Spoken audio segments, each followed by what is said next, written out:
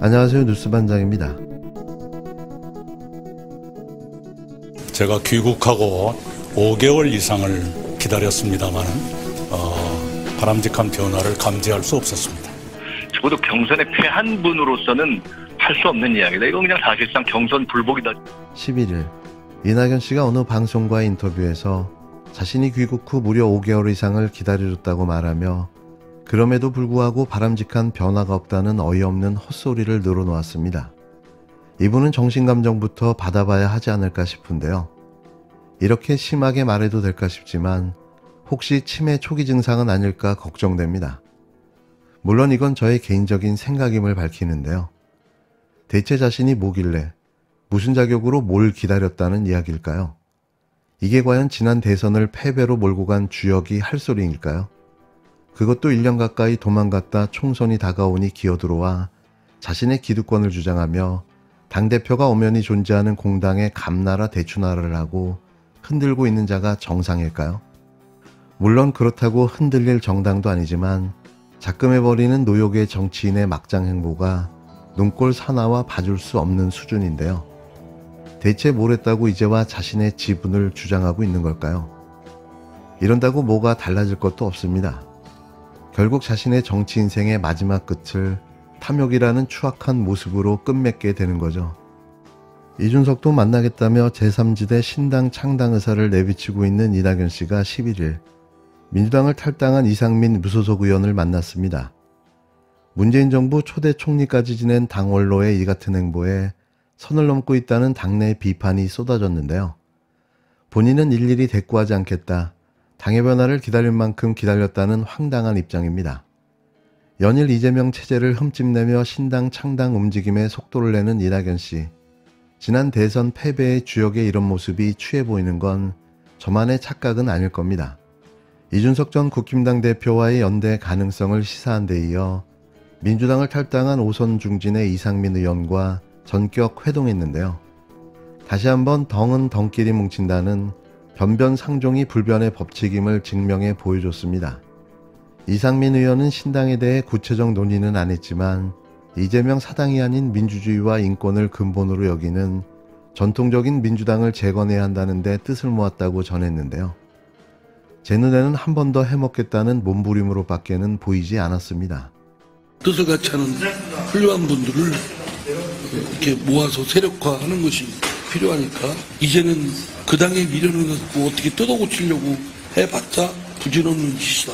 사실 잘 보시면 민주당 국회의원이 거의 170명이 되는데요. 그중에 이제 원칙과 상식이 4명이고 탈당한 이상민 의원 있고 이낙연 대표 다 합치면 10명이 안 되거든요. 그런데도 이것을 막 친명 반명 구도로 이렇게 규정하고 막 그 세력이 동등한 것처럼 보도를 하고 있는데 실제로 그렇지 않다라는 걸 일단 말씀을 좀 드리고요. 그러니까 민주당에서는 뭐 그분들 경선이 어려워서 아마도 경선 때문에 나가게 된다면 그럼 뭐 나가는 거지 그분들의 선택을 존중하는 거지 뭐 어떡하겠어 이런 분위기 정도예요. 그래서 네. 뭐 당이 뭐 판이 뭐 판세가 뒤집어지고 이런 분위기가 절대 아니다. 그러니까 민주당 내부가 막 출렁이고 뭐 이재명 대표 리더십이 어떻게 되고 이런 분위기가 전혀 아니라는 거예요. 제가 취재한 민주당은. 문재인 정부 초대 총리 출신의 전직 당대표가 장외 보폭을 키우자 민주당 내 공세 수위도 높아졌는데요. 그도 그럴 것이 이런 전 총리의 행보는 헌정사상 처음이기 때문입니다. 분열을 막고 설득해야 할 분께서 오히려 당을 혼란에 빠뜨리고 있다. 너무 나가신 것 같다는 우려에 여권과 야합하거나 변절한 정치인을 뜻하는 사쿠라 노선이란 비판까지 나왔습니다. 하지만 이낙연 씨는 일일이 대꾸할 가치가 없다면서 이재명 대표에게 화살을 돌렸는데요. 자신이 돌아와 5개월 이상을 기다렸다며 바람직한 변화를 감지할 수 없었다는 피의식과 과대망상에 사로잡힌 궤변을 늘어놓았습니다. 다시 말하지만 아무런 자격도 없는 자가 뭘 기다렸다는 걸까요? 그저 웃음만 나오는데요. 이른바 새 총리 연대설의 한 축인 정세균 전 총리는 이낙연 씨와 다른 입장을 밝히며 명확한 선을 그었습니다. 총리님들의 연대설 실체가 있다고 봐야 하는 걸까요? 라는 기자의 질문에 그런 건 없다고 잘라 말했는데요. 전직 총리 출신 3명이 힘을 합쳐서 뭐 같이 행동을 같이 할 수 있다는 소위 삼총당 얘기 있잖아요. 아, 이낙연, 삼총당? 총리 3명. 정세균, 이낙연, 김부겸. 요게 잘 안 돼가고 있구나라는 생각이 들어요. 삼총당이 안 되고 있어서. 네, 잘 안 되고 있구나.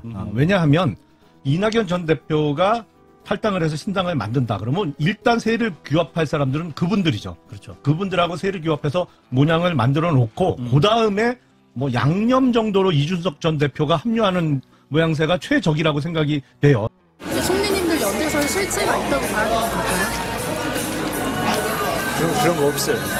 11일 CBS 라디오 박재용의 한판 승부에 출연한 김용남 국힘당 전 의원은 이낙연 씨는 삼총리 연합이 가망성이 없어 보이자 이준석을 끌어들이려는 것 같다는 주장을 펴 눈길을 끌었는데요. 아마도 그의 말이 정확해 보입니다. 이재명 대표 측은 여전히 이낙연 씨와 소통을 모색한다는 입장이지만 당장 손을 내밀 계획은 없는 것으로 전해졌는데요. 사실 아무런 자격도 없는 자에게 무슨 소통을 하며 손을 내밀 수 있는 걸까요? 그냥 그는 전직 당대표, 지난 대선 경선에 탈락한 경쟁자일 뿐 더도 덜도 아닌 원로 정치인일 뿐입니다.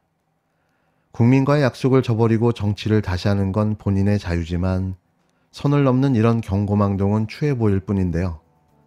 아직도 대권의 꿈을 버리지 못한 노욕의 정치인, 이젠 좀 그만 봤으면 합니다. 어쨌든 이상민 의원하고 같이 신당을 만들 거다라고 예측을 좀 해봐도 되겠네요. 예, 최종적으로 정치인의 거취라는 것은 남이 함부로 말할 수 있는 것은 아닙니다. 네, 알겠습니다. 기회를 모으기로 했다. 예, 그리고 오늘 많은 얘기를 들려주셨고요. 또 제가 몰랐던 것 가르쳐 주셨고 그래서 그건 대단히 앞서가는 과정이지요. 이렇게 보셨으면 좋겠습니다. 지금 앵커님 포함해서 언론들이 상상하는 것 그걸 훨씬 뛰어넘는 변화가 몰려오고 있다. 이렇게 저는 직감합니다. 네. 지금 눈앞에 벌어지고 있는 누가 누구하고 연대할 것이냐. 그런 차원의 변화보다는 훨씬 더 큰 변화가 올 거라고 저는 생각합니다. 그래서 이제 이준석 전 대표에게 먼저 연락하는 거는 꺼리다. 아니 그런 보다도 지금은 그럴 단계가 아닙니다. 모든 일에는 순서가 있는 것인데요. 네, 지금은 그럴 시기는 아닙니다. 그러나 사람이니까 언젠가는 만나겠죠. 그전에도 어떤 큰 행사장에서 옆자리에 앉아서 악수도 하고 잘 계시냐고 인사도 하고 그런 적은 있어요. 예, 그러면 소통을 위해서 먼저 직접 연락하실 생각은 지금은 없다는 얘기신가요? 아니 누가 먼저 하느냐가 아니라 그 연락이라는 건 서로 만난다는 것이 어느 정도 이루어져야 연락도 하고 그러는 것이죠. 지나가듯이 이렇게 하는 건 아니죠. 정치인 이낙연의 정체성이 뭔가가 궁금해지는 저는 엄중한 자기 혼선이라고 봅니다. 민주당에서 정치를 한 분인데 민주당도 국민의힘도 아닌 제3세력을 해야 되겠다. 그간 총리와 당대표를 지난 것은 뭔가라고 정말 어리둥절해지는 자기 혼선이고 윤석열도 이재명도 아니다. 근데 이재명 대표하고 경선을 해서 진 분 아닙니까? 예. 그렇다면 적어도 경선에 패한 분으로서는 할 수 없는 이야기다. 이건 그냥 사실상 경선 불복이다. 저는 이렇게 보고 정말 신당을 꿈꾸면 그 정도 위치에 있으면 나가서 신당을 하는 것이 옳죠. 이렇게 뜸들이기 해서 뭐 하는 것은 뭐 이준석 대표 따라하기도 아니고 굉장히 나쁜 구태 정치라고 봅니다. 그래서 저는 이런 자기 혼선과 경선 불복 이 구태 정치는 아주 바람직하지 않다고 보기 때문에 이낙연 전 대표가 민한당 이후에 실패해왔던 이런 사쿠라 노선을 답습할 우려가 있어 보이기 때문에 제가 분명하게 초반에 지적하는 것이 좋다 저는 이렇게 생각을 합니다.